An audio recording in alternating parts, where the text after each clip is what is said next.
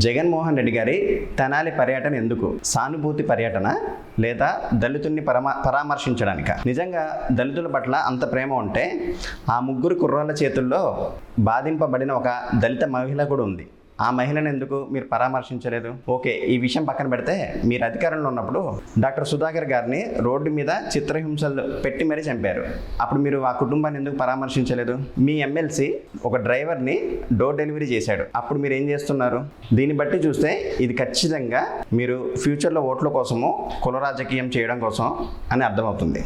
ఎందుకంటే ఆ ముగ్గురు కుర్రోళ్ళు మాజీ నేరస్తులు.